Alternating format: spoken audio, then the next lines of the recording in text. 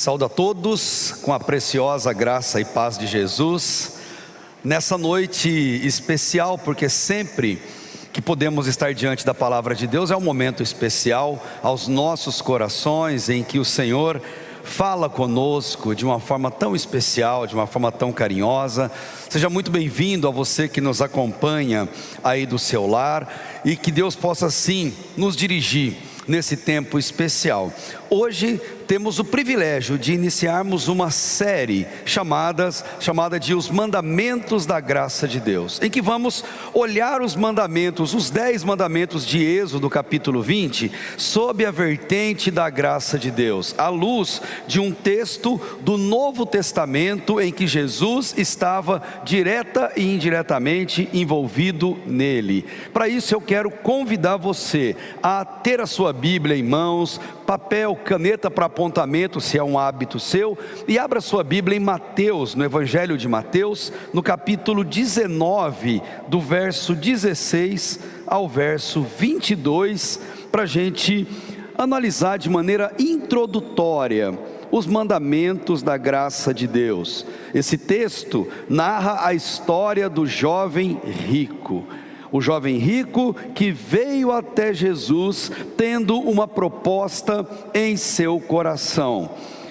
E a pergunta a ser respondida por cada um de nós: você está pronto para obedecer os mandamentos de Deus? Não é uma pergunta vazia, não é uma pergunta simples. Todos nós sabemos que devemos obedecer aos mandamentos de Deus. Isso é prova de que nós amamos a Deus, e também é prova de que o amor de Deus, ele está em nós. Todos nós sabemos que os mandamentos de Deus não são penosos, que os mandamentos de Deus não são difíceis, ou pelo menos não são insuportáveis, não são sacrificiais, e muito menos uma ordem ditatorial de Deus. Deus não nos trata dessa maneira. Inclusive, o povo de Deus foi liberto do Egito, estava caminhando pelo deserto, e Deus, percebendo a necessidade deles, eles não pediram, eles não clamaram por isso, mas Deus bondosamente, percebendo que o seu povo passava por dificuldades das mais variadas, Deus veio até eles, e no texto de Êxodo 19 até o capítulo 23, narra toda a história dos mandamentos. Capítulo 19, por que Deus deu os mandamentos. Capítulo 20, ele vai narrar todos os mandamentos e quais são eles, um a um. Capítulo 21 até o 23, explicando cada um dos mandamentos do capítulo 20, o texto completo que Deus faz a esse povo. Mas é muito interessante, eu queria observar com você, no capítulo 19, quando Deus vem ao povo, antes dos mandamentos, ele propõe uma aliança com eles. E essa aliança que Deus propõe com o povo, ele diz: se vocês obedecerem, é uma condicional, haverá bênção por conta disso. Em Êxodo 19, versículo 5 e versículo 6, observa o que Deus disse ao seu povo naquele momento. Agora, pois, se diligentemente, e olha a palavra, diligentemente, ouvirdes a minha voz e guardardes a minha aliança, então haverá recompensa. Veja só: sereis a minha propriedade peculiar dentre todos os povos, porque toda a terra é minha, e vós me sereis um reino sacerdotal e um povo santo. Ler esse texto sem a devida atenção vai nos dar a impressão que Deus está fazendo uma troca com a gente. Vai dar a impressão, algo mais ou menos assim: faça isso que eu te retribuo aquilo. Mas os mandamentos de Deus não são uma barganha barata, não são uma troca do Criador Santo com a criatura pecaminosa. Os mandamentos de Deus, eles não são uma forma de negociar com Deus, mas as bênçãos que vêm do cumprimento dos mandamentos são uma consequência natural do amor de Deus para conosco. Deixe-me contar uma coisa. Nesse versículo, Deus propõe uma aliança com o povo. Na Bíblia, a palavra aliança é a mesma de testamento, é a mesma palavra, e essa palavra, ela tem uma conotação bem interessante, é a palavra berit. E essa palavra não significa troca ou barganha, ela significa imposição, significa obrigação, significa sujeição. Ou seja, quando Deus nos concede os seus mandamentos, Ele impõe ao seu povo, aguardando do povo o cumprimento da obrigação em sujeição. Sujeição voluntária, amorosa, prazerosa. E deixe-me dizer isso para você: Deus nunca implora a nossa obediência, Deus a exige de cada um de nós. Não dá para ser filho de Deus sem exigir, porque obediência a Deus é o mínimo que se espera de um homem pecador que foi remido pelo sangue de Cristo derramado na cruz. É a mínima obrigação de cada um de nós, diante de tanta bondade que Deus fez em nossa vida. A Bíblia toda nos chama a obedecer. E a pergunta é: você está pronto para obedecer? Os 10 mandamentos recebem o nome de decálogo, ou 10 palavras. Os mandamentos foram dados por Deus para servir de um guia para o seu povo seguir. Até hoje, as 3 maiores religiões monoteístas do mundo usam os 10 mandamentos como regra para se praticar e para se viver. Mas os mandamentos de Deus, e Deus muito na sua sabedoria, Ele nos dá confiança. Quando nós guardamos os mandamentos de Deus, nós descansamos em paz.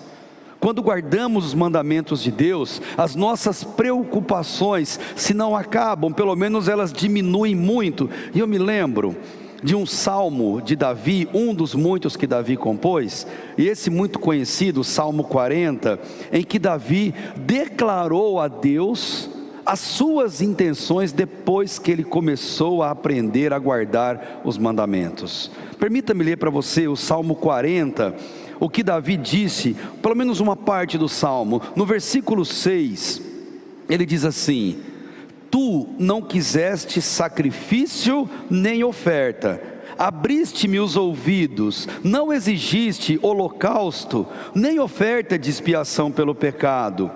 Então eu disse: aqui estou, no rolo do livro está escrito a meu respeito. E ele fala de maneira linda no versículo 8: eu gosto de fazer a tua vontade, ó meu Deus. Sim, a tua lei está dentro do meu coração, os teus mandamentos fazem parte da minha vida. Por isso que ele vai dizer em outro momento, em outro salmo, que eu guardei no coração a sua palavra para não pecar contra ti. Em outro salmo, as suas palavras são o meu prazer, é a minha alegria perpetuamente. Ele entendeu que a palavra de Deus e os mandamentos de Deus, eles dão paz. Deus não exige sacrifícios, sofrimentos, flagelos. Ele não exige nossas finanças. O que Deus exige de nós é sacrifício irrestrito à sua palavra. Paulo muito sabiamente aprendeu isso, e ele disse certa vez: obediência é fonte de lucro. Se você quer ter essa vantagem, esse lucro na vida, obedeça aos mandamentos de Deus. Obedecer a Deus garante que você possa colocar a sua cabeça no travesseiro todas as noites e sentir paz, e essa paz que ninguém vai roubar de você. Obedecer os mandamentos de Deus nos garantem uma alegria de saber que estamos no caminho certo, de que estamos no caminho do amor, e que servimos a Deus como Deus merece ser servido. Os mandamentos, eles foram dados por Deus no momento em que a humanidade, em que o povo de Deus batia a cabeça, reclamava muito, queria voltar à velha vida no Egito. E Deus, por amor, Ele vem até esse povo, e Ele se compromete a abençoá-los. O povo, se você olhar Êxodo 19, aceita a aliança com Deus, se submete à aliança com Deus. E aí entra Êxodo capítulo 20, e Deus coloca os mandamentos, apenas 10, para que o povo dele observasse e seguisse cada um daqueles passos. O que Deus sabia? Que o povo precisa de uma norma, de um mandamento, de uma lei, para poder seguir e saber o que fazer. Não mudou hoje em dia. Todos nós precisamos fazer essa aliança com Deus, a mesma aliança, para a gente ser abençoado, para a gente abençoar as outras pessoas, porque sem os mandamentos nós não saberíamos o que é o pecado, e nós viveríamos afundado no lamaçal de destruição, e só perceberíamos isso quando nossos olhos se fechassem na terra e estivéssemos na eternidade sem Cristo. Os mandamentos é como um receituário que o médico prescreve quando você passa por uma consulta. Quando você diz os sintomas, ele diz: olha, o teu problema é esse. Ele prescreve, se você não tomar a medicação, você não vai curar. Os mandamentos são a receita dada pelo médico Deus a todos nós, pessoas doentes, e Deus diz qual é a nossa doença: pecado. Qual o resultado dela? Morte eterna. Mas Ele diz qual o remédio a ser ministrado para curar desse mal, e o remédio é arrependimento dos pecados pelo sangue de Cristo na cruz. Paulo entendeu isso, e quando ele está narrando as suas dificuldades humanas, lá em Romanos capítulo 7, do versículo 7 ao 12, ele diz algo muito interessante. Ele faz uma pergunta retórica: que diremos, pois? É a lei ou o mandamento pecado? De jeito nenhum. Mas eu não conheci o pecado senão pela lei, pelo mandamento, porque eu não conheceria a concupiscência se a lei não dissesse: não cobiçarás. E no finalzinho ele termina assim: a lei é santa e o mandamento é santo, é justo e é bom. Porque o mandamento nos coloca no trilho, nos mantém no trilho, e quando a gente sai por uma questão ou outra, ele nos convence a permanecer onde sempre deveríamos estar. Assim sendo, eu quero pensar com vocês em 3 maneiras rápidas, nesse nosso tempo de adoração ao Senhor, como nós ficamos prontos para obedecer. Nesse texto em que Jesus conta a história do jovem rico, 3 pontos importantes, versículo 16 ao 17, saiba o que fazer, não tenha dúvida, saiba exatamente o que você precisa fazer. Versículo 18 a 20, saiba o que guardar, porque senão guardaremos aquilo que é errado, guardaremos aquilo que não é bênção de Deus. E por fim, saiba exatamente o que obedecer, versículo 21 ao versículo 22.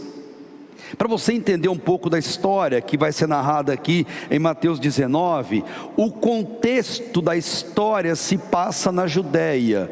A Judéia, domínio de escribas, de fariseus, de judeus, de legalistas e de religiosos.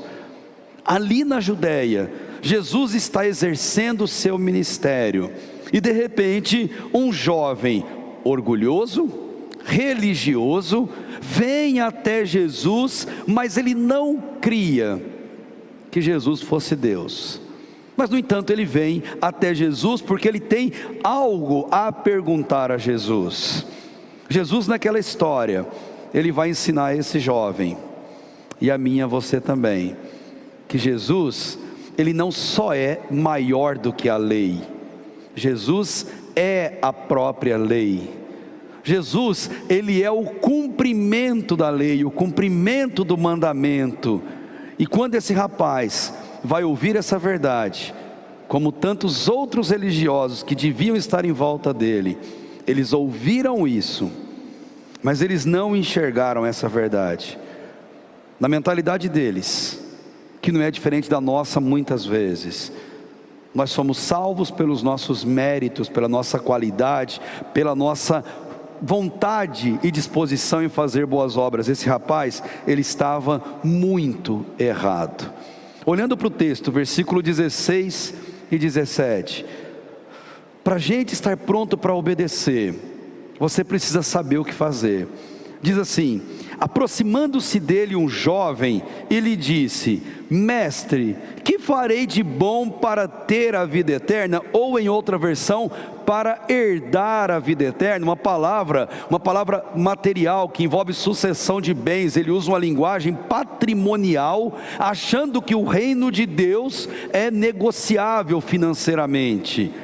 Ele lhe respondeu: por que me perguntas sobre o que é bom? Somente um é bom, mas se queres entrar na vida, obedece aos mandamentos. O jovem parece que sabia o que tinha que fazer. As palavras dele, se você observou, elas são doces, educadas, são palavras elogiosas e sinceras, pelo menos é o que parecem. Quando a gente olha, dá a impressão de ser alguém com as melhores das intenções, mas não é bem assim. Como os outros judeus que com ele estavam, eles não criam na divindade de Jesus. Então esse homem, na verdade, teve um rompante de hipocrisia. Esse texto, ele é melhor entendido se você olhar a passagem paralela dele, lá no Evangelho de Marcos, no capítulo 10. Pedro, que estava presente na hora que isso aconteceu, ele narra essa história aos romanos, e João Marcos escreve no Evangelho, no versículo 17 do capítulo 10. Olha como que Pedro, sobre a sua ótica, aquilo aconteceu. Quando Jesus saiu, correu para ele um homem. Observe o detalhe, o rapaz correu até Jesus, que se ajoelhou diante dele e lhe perguntou: bom mestre, que farei para herdar a vida eterna? E Jesus lhe perguntou: por que me chamas bom? Ninguém é bom, senão um, que é Deus. Conheces os mandamentos? Ele vai dizer para ele um por um.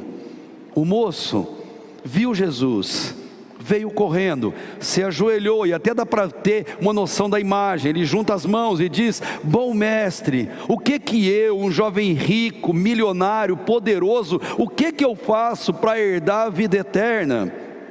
Herança material eu já tenho bastante, eu sou um cara bom, eu faço boas obras, mas eu quero na minha herança receber também o reino do Senhor na minha vida. Esse moço, ele não quer ser salvo por Jesus, ele quer testar Jesus nessa história. Sua intenção ou era constranger e humilhar Jesus publicamente, ou era tirar uma dúvida simplesmente que o assolava. Esse homem, ele não sabia o que fazer, mas uma atitude ele teve. Ele veio a Jesus. Ele tinha uma dúvida e ele veio a Jesus. Algo o perturbava, e o que ele fez? Ele veio a Jesus. Então permita-me dizer para você ficar pronto para obedecer, você primeiro precisa vir. Antes de tudo, precisa vir a Jesus. Mas um detalhe fundamental, queridos que me ouvem: vir a Jesus não é vir de qualquer jeito, não é vir de qualquer maneira. Ele está falando: se você quer vir a Jesus, venha, mas venha com sinceridade. Não faça como esse jovem, que ele pensava uma coisa e falava outra. A intenção dele era uma, o discurso era outro. Quando você vier a Jesus, venha com sinceridade, com o coração aberto. Esse moço, ele veio, pelo menos a primeira parte ele cumpriu, ele veio a Jesus. Mas e você?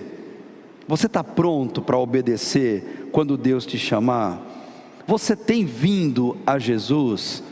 Deixe-me dizer uma coisa: vir a Jesus é algo que exige de nós pressa. O antigo hino já diz: manso e suave Jesus convidando, chama por mim e por ti. E completa no estribilho: vem já, alma cansada, vem já.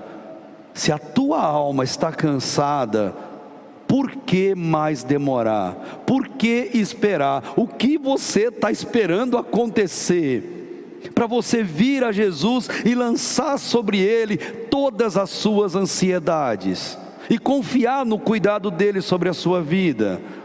Esse jovem, embora as intenções eram ruins, ele veio, mas ele não veio com sinceridade. Se você vier a Jesus e as suas intenções não forem sinceras, o máximo que vai acontecer é você se tornar um religioso. Você vai mudar de religião, você vai dar dízimos e ofertas, você vai ser batizado, você vai participar de vários eventos na igreja, você vai ser uma pessoa com toda a aparência de cristão. Mas se você não vier para Jesus com sinceridade, isso de nada tem valor eterno para a sua vida. Religiosidade não salva ninguém, não salvou esse jovem rico, não salva a mim, não salva você. Religiosidade, ela deve ser condenada em nosso coração, pelo menos a religiosidade errada, equivocada. Jesus é a Bíblia, e Jesus na Bíblia, a sua palavra revelada, Ele não deixou esse livro escrito a sangue, para embasar nossos debates acalorados por redes sociais ou pessoalmente com as pessoas.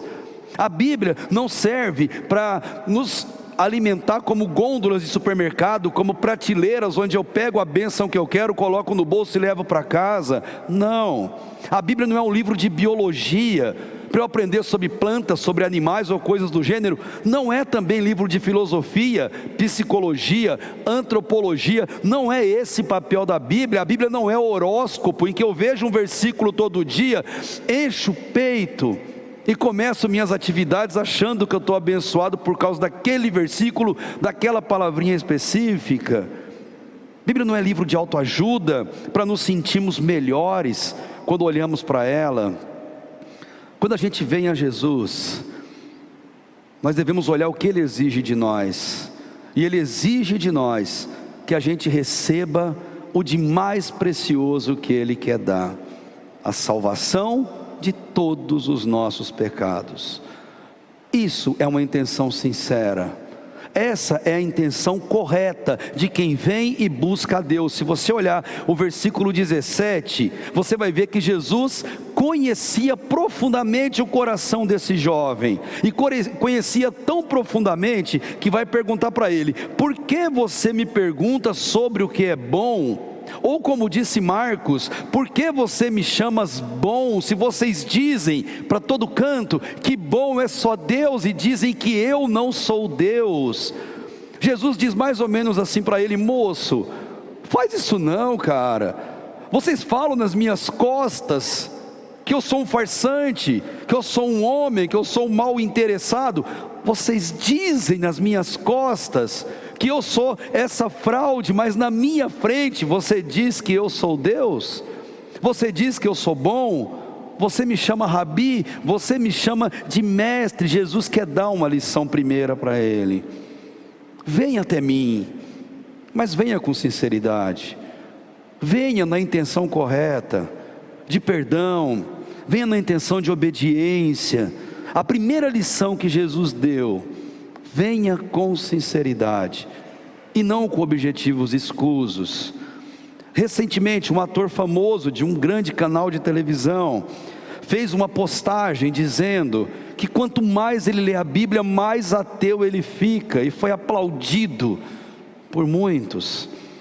Aí um grande homem de Deus da nossa geração, ele vem e escreve na sequência da publicação: e quanto mais eu leio uma declaração como essa, mais crente eu fico. Porque a palavra de Deus só pode ser entendida com sinceridade, com coração, com as escamas que saem dos nossos olhos. Querido, venha a Deus, venha a Jesus, venha sem demora, venha correndo, se ajoelhe aos pés de Jesus, mas venha com a intenção certa. Hebreus no capítulo 11, versículo 6, aquele autor resumiu bem esse sentimento, quando ele diz: ora, sem fé é impossível agradar a Deus. Ele explica por quê. Porque é necessário que todo aquele que se aproxima de Deus creia em duas coisas: primeiro, que Deus existe; segundo, que Deus responde às nossas orações. Isso é sinceridade, isso é fé, é demonstração viva. E esse moço precisava dessa lição. Eu preciso dessa lição. Você precisa entender essa lição. A segunda parte do versículo 17, vem o complemento dessa lição que Jesus dá para ele. Mas se queres entrar na vida, obedece aos mandamentos. Jesus diz: se você quer ser abençoado, se você quer resposta, se você quer ir para o céu com Cristo, obedece aos mandamentos. É isso que a Bíblia manda. Jeremias, ele disse certa vez no capítulo 29, versículo 13, algo, gente, que a gente precisa entender com todo o nosso coração. Ele disse: e buscar-me-eis e me achareis. Quando? Uma condicional: quando me buscardes de todo o coração. Se você buscar a Deus, você vai achar Deus, mas só se você buscar a Deus de todo o coração. E Jesus mesmo disse lá em Lucas 11:10, porque qualquer que pede, recebe; quem busca, acha; e quem bate, abrir-se-lhe-á. O que ele quer dizer com isso? E qual é uma lição fundamental? Quer saber o que você e eu temos que fazer diante disso? É assim, ó: busque a Deus, estaremos prontos para obedecê-lo. O problema não está em não buscar, mas em como nós buscamos a Deus. Leia mais a Bíblia, ore mais, jejue mais, participe mais dos cultos com a sua igreja, participe dos momentos de comunhão com a sua igreja, cante mais, adore mais, louve mais, evangelize mais, faça mais, fique totalmente interagido com a sua igreja. Isso é buscar de todo o coração. Na Bíblia, todo o coração significa todo entendimento, inteligência, vontade, força. É se dedicar completamente, é mergulhar na vontade de Deus e ficar imerso nela. O que eu estou querendo dizer com isso, se você está percebendo, quando as coisas não acontecem na nossa vida, talvez nós estamos fazendo as perguntas erradas. Não questione se as respostas não vêm, questione o porquê as respostas não vêm. Porque Deus, ele não mente, Deus, ele não falha. Deus, o que promete, ele cumpre. Se as respostas não estão vindo, eu devo perguntar: será que eu estou buscando a Deus de todo o coração? Será que eu não estou sendo meio cristão? Será que eu não sou cristão de banco, só de horário de culto? Será que eu só pego a minha Bíblia domingo de manhã, quando eu vou para a igreja, e volto à tarde e esqueço ela na estante, no criado, em algum lugar da minha casa? Será que eu só oro quando eu estou diante de um culto, e durante a semana eu nem lembro que Deus existe? Será que eu agradeço a Deus pelo café da manhã, pelo almoço, pela janta? Será que eu peço a Deus a direção para o meu dia de trabalho, meu dia de atividade? A pergunta é: você está pronto para obedecer? Só pode dizer que sim, quando você buscar ao Senhor de todo o seu coração. O jovem rico, ele não fez isso. Versículo 18 ao 20, saiba o que guardar. É fundamental para que possamos guardar aquilo que é certo. Jesus, na conversa com o rapaz lhe perguntou: mas quais mandamentos exatamente? E Jesus respondeu: bom, não matarás, não adulterarás, não furtarás, não darás falso testemunho, e honra teu pai e a tua mãe. E faz um resumo dos mandamentos: e amarás o teu próximo como a ti mesmo. E no versículo 20, o jovem lhe disse: fácil, moleza, tenho obedecido isso desde muito tempo. Lá em Marcos ele disse: eu obedeço os mandamentos desde a minha meninice, eu já cresci assim. Resumindo, Jesus, fala mais, que mais me falta? Porque tudo isso eu já faço. O rapaz, ele fez uma pergunta, a qual ele já sabia a resposta. Ele faz uma pergunta, exatamente com a resposta pronta em seu coração. Esse rapaz, como judeu que era, ele não guardava e conhecia só os 10 mandamentos. Eles conheciam 613 mandamentos que os rabinos colocaram na lei mosaica para o povo seguir. Eles ampliaram os mandamentos, ele conhecia todos eles. E quando Jesus fala, ele pergunta: eu conheço 613, de qual mandamento o Senhor está falando que eu preciso guardar para herdar a vida eterna? Jesus só falou de 5, mais o resumo que ele fez.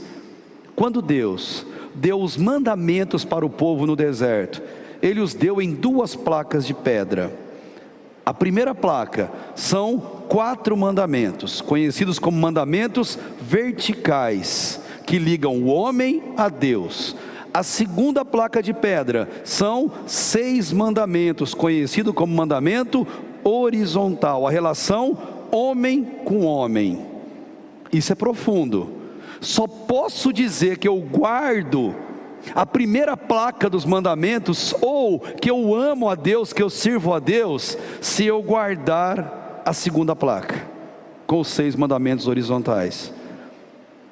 Espero que você esteja compreendendo o que eu quero dizer com isso. A prova de que se ama a Deus é amar as pessoas incondicionalmente, e não importa o que elas fazem, não importa como elas são. Paulo explicou isso no texto aos Romanos que lemos agora há pouco. Ele disse, versículo 13, 7 a 10, eu vou dar ênfase no lugar certo: portanto, dai a cada pessoa o que se deve. Se é tributo, tributo; imposto, imposto; a quem temor, temor; e a quem honra, honra. Mas a ninguém devais coisa alguma, a não ser o amor com que vos ameis uns aos outros. E olha como ele termina: porque quem ama aos outros, cumpriu a lei, cumpriu os mandamentos. Com efeito, Paulo continua: não adulterarás, não matarás, o mesmo que Jesus está falando com o jovem aqui. Não furtarás, não darás falso testemunho, e não cobiçarás. E se algum outro mandamento há, tudo nessa palavra se resume. Que palavra? Amarás ao teu próximo como a ti mesmo. E ele vai terminar esse trecho: o amor não faz mal ao próximo, de sorte que o cumprimento da lei é o amor. Queridos, amar é mais fácil nas músicas, nas poesias. É mais fácil amar em palavras do que em atitudes. E nós somos desafiados a amar o próximo, para que o amor de Deus esteja em nós. Nós somos uma igreja que ama. Por isso nós fazemos ação social, e de um ano para o outro sempre aumenta e tem que avançar. Não pode ser a mesma coisa sempre. Quem ama dá oferta de amor, quem ama faz viagens missionárias para buscar os perdidos onde quer que eles estejam. Quem ama dispõe do seu veículo, do seu tempo e do seu dinheiro para levar um irmão necessitado a um tratamento médico, seja lá onde for, e faz isso para Cristo com todo prazer e alegria no coração. Quem ama faz isso. Mas aquele jovem, ele não amava. Aquele jovem, ele não estava pronto para obedecer a Jesus. Mas e você? Você está pronto para obedecer? Ele não estava. A resposta deixa claro. Ele disse: tudo isso eu tenho observado desde que sou criança. O que me falta ainda? Parece que ele interrompe Jesus no meio da fala. Eram 10 mandamentos, Jesus disse 5. E ele já entra no meio da fala, cortando, tipo assim: Jesus, eu já sei onde vai parar essa conversinha. Eu conheço todos, pode parar por aí. Esses aí eu cumpro. O que mais me falta? Seja mais direto. Esse moço parece que estava tomado pela hipocrisia, pela arrogância, pelo orgulho. Ele sabia o que guardar, só que ele não guardava de maneira correta. Queridos, só decorar versículo bíblico, memorizar textos, manter uma imagem piedosa em rede social, com versículo ou com texto esse ou aquele junto, parecer cristão, isso não resolve nada na nossa vida. O que resolve é o que disse o salmista no Salmo 119, versículo 2, transformação ela só acontece com atitude. Transformação, ela só acontece quando a gente deixa as palavras e vai para a prática. Aí o salmista disse: como são felizes os que obedecem aos seus mandamentos e de todo o coração, olha a palavra de novo, o buscam. Querem isso, lutam por isso. Transformação se faz com ações e não com teorias. Deixe-me dizer mais uma vez, o que esse moço não entendeu, o que ele não compreendeu, é que o objetivo de se conhecer a Bíblia é amar pessoas, com suas qualidades, com os seus defeitos, com as suas falhas. Mas o moço não entendeu isso. Ele fazia sacrifícios, ele dava do seu dinheiro em alguns eventos, mas Mateus 9,13 diz assim: ide porém e aprendei o que significa misericórdia quero e não sacrifício, porque eu não vim chamar os justos, mas os pecadores ao arrependimento. Uma vida de gratidão é uma forma de expressar misericórdia. Olhar pelo próximo e suas necessidades é forma, parece tão óbvio, mas aquele rapaz, estudioso da Bíblia, conhecedor das leis, ele não sabia disso. Como judeu que era, ele olhava os rituais, as formalidades, mas negligenciava o mais importante, preceitos interiores, que era amar as pessoas. Eles se tornavam hipócritas, severos, julgadores, excelentes pessoas para apontar o dedo sujo para a vida dos outros e o que os outros tinham feito ou deixado de fazer. Aquele moço, com essa fala dele, perguntando: o que me falta ainda? Ele está tentando justificar a si mesmo, dizendo que ele era um excepcional cristão pelas boas obras que ele fazia. Isso era impossível. Alguém salvar a si mesmo pelas suas capacidades era impossível, continua impossível e será impossível até a volta de Cristo, ao chamado dele em nossa vida. Você está pronto para obedecer a Deus? Se sim, você entenderá o último ponto, que é saber o que obedecer. Versículo 21 ao versículo 22 nos dão essas pistas para a gente entender. Jesus respondeu, o que faltava para ele? Ele respondeu: se você quer ser perfeito ou salvo, vai, vende tudo o que tem e dá aos pobres, e terás um tesouro no céu. Depois vem e segue-me. Mas ouvindo estas palavras, o jovem retirou-se, triste, porque possuía muitos bens. Ele veio correndo e se ajoelhou. Ele vai andando de cabeça baixa e triste, porque ele não queria mudar de vida. Embora apareça no texto, Jesus não manda a qualquer pessoa desfazer do seu patrimônio. O que Jesus ordena é tirar o nosso coração do nosso patrimônio, porque onde tiver o seu tesouro, ali estará o teu coração. Jesus não está preocupado se você mora numa casa de aluguel, se você mora numa república com outras pessoas para dividir o valor do aluguel, se você mora numa casa própria, se você mora num condomínio fechado, se tem casa aqui e na praia e no campo. Ele não está preocupado com isso, não é disso que ele está falando. E dá para fazer a obra de Deus tendo pouco e tendo muito. O que Jesus está falando é da atitude do coração desse rapaz. E é o desafio para mim e para você: sair da teoria e ir para a prática, transformar a intenção em ação, para que isso seja verdadeiro nas nossas vidas. Sair dos livros, das frases prontas, sair daquilo que a gente está tão acostumado, ou das boas intenções. É o que Jesus impõe para a salvação de todo aquele que nele crê. O que Jesus está fazendo aqui nesse texto, especialmente nesse final dele, ele está expondo o coração do rapaz. Ele está dizendo, olhando nos olhos dele: eu sou Deus, eu conheço você, eu sei as intenções do seu coração. E Jesus fala àquele moço dizendo assim: infelizmente, não é verdade o que você falou, que tudo isso você faz desde a sua infância? Não é verdade.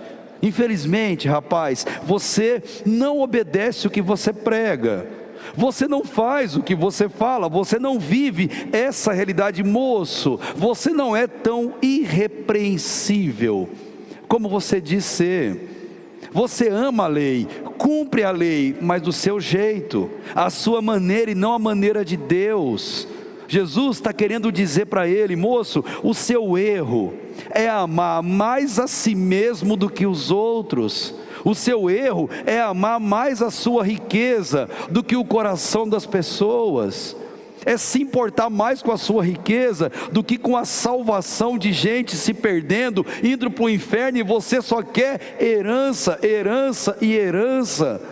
Você só quer vida cômoda, e as pessoas estão morrendo em sua volta. Esse era o erro dele. O erro desse rapaz era amar mais a religião do que a Jesus. E quem ama Jesus, ama pessoas. Jovem rico, que nem nome tem, afinal de contas, como aquele rico da história com Lázaro, só tem nome diante de Deus quem tem o nome no livro da vida. Esse rapaz não tem nem nome.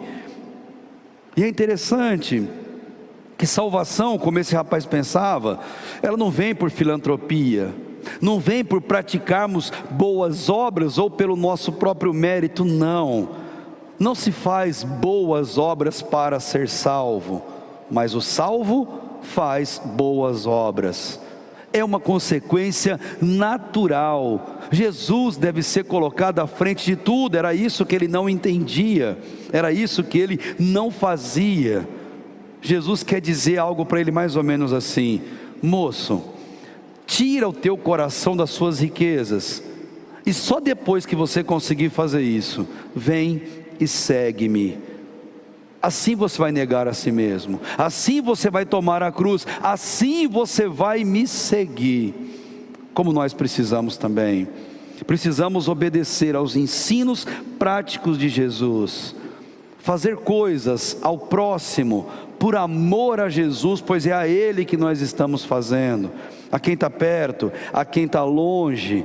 E devemos guardar os mandamentos em nossos corações, não mera decoreba, mas simplesmente ação. Devemos conhecer a Bíblia, amar a Bíblia, fazer dela o nosso guia para todos os dias da nossa vida. Aquele jovem, ele veio testar a Jesus, e ele é quem acabou sendo testado, infelizmente, reprovado. Ele não estava pronto para obedecer a Deus. E você está pronto para obedecer? Se você quer entender de uma vez por todas como estar pronto, deixe seus velhos hábitos na cruz, arrependa-se dos seus pecados, peça perdão sincero a Deus pela pecaminosidade, pelo teu passado, por aquilo que te incomoda. Se você tem alguma pendência com alguém, peça perdão para esse alguém, procure essa pessoa, rasgue o seu coração, se humilhe diante dela, seja sincero em suas palavras, em suas ações, e reconheça acima de tudo que só fazer boas obras, que as nossas obras de justiça, como disse Isaías 64:6, elas não passam de trapo de imundícia. Fazem bem para os outros, sim, alegram o nosso coração, não tenho dúvida, mas elas não têm poder de nos salvar de jeito nenhum.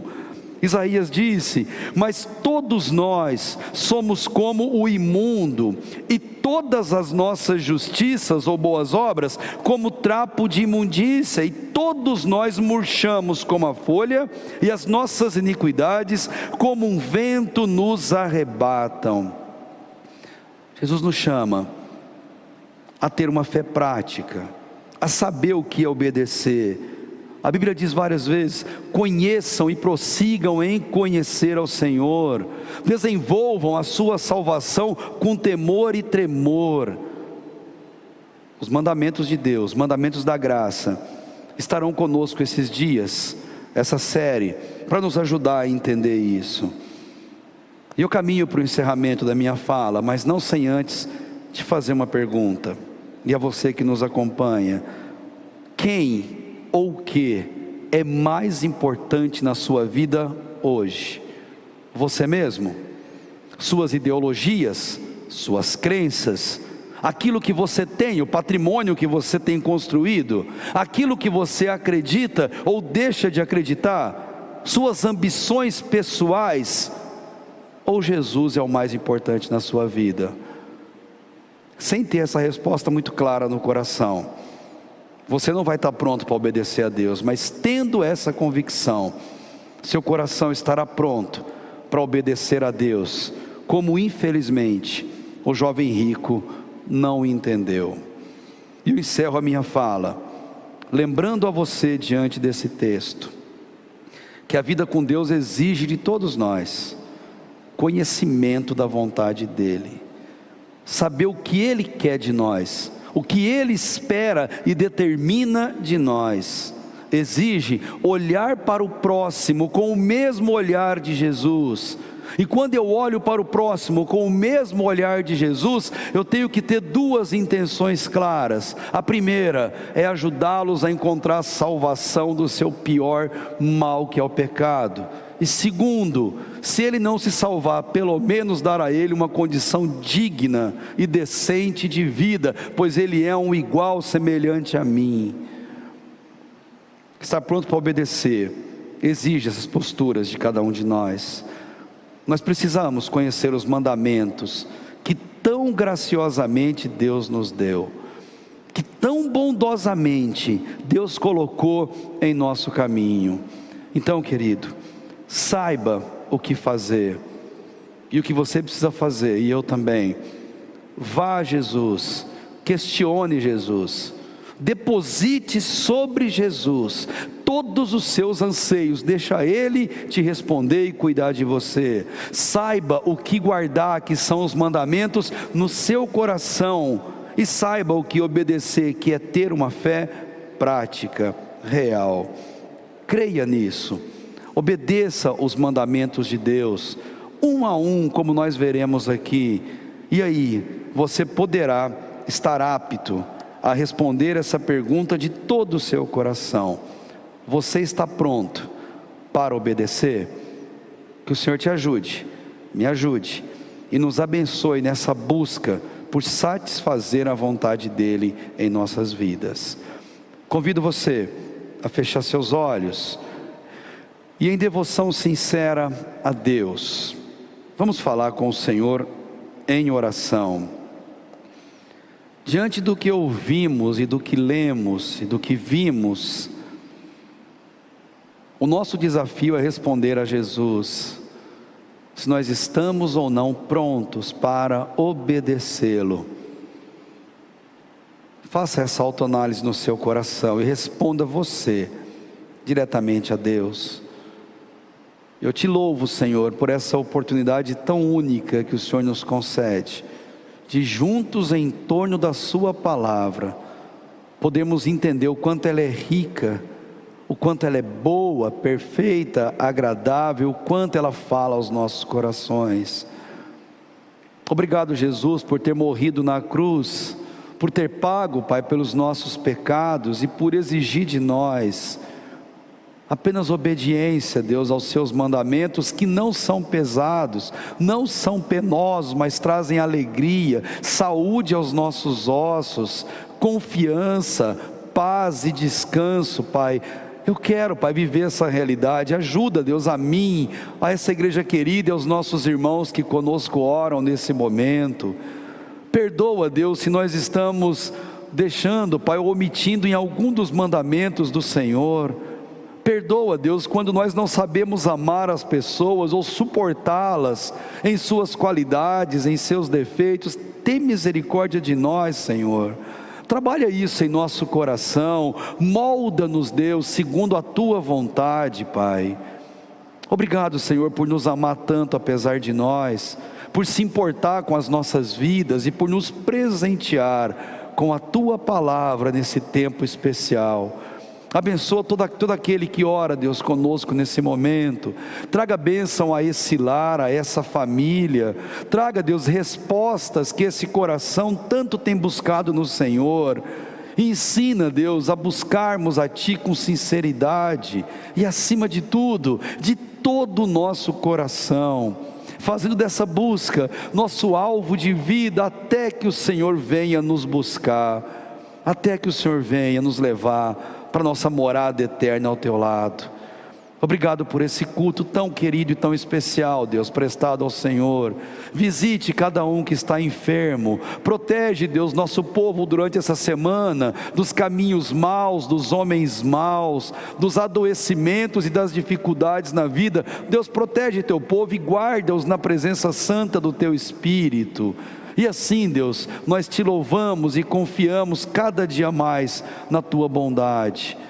E que o grande amor de nosso Deus e Pai, que a graça que é salvadora e santificadora de Jesus Cristo, e que a comunhão acompanhada de todas as consolações do Espírito Santo, sejam, Deus, com a Tua igreja, com a Tua família, hoje, amanhã e para todos sempre, em nome de Jesus. E nós dizemos amém e amém. Que o Senhor te abençoe, querido. Que o Senhor te guarde, te dê uma semana muito abençoada na presença dEle. Acompanhe nossas programações aí pelo canal do YouTube, Facebook, e esteja conosco em adoração. Recebam um beijo sincero, um abraço carinhoso, e que o Senhor te abençoe e te guarde a cada dia. Fiquem na paz. Amém.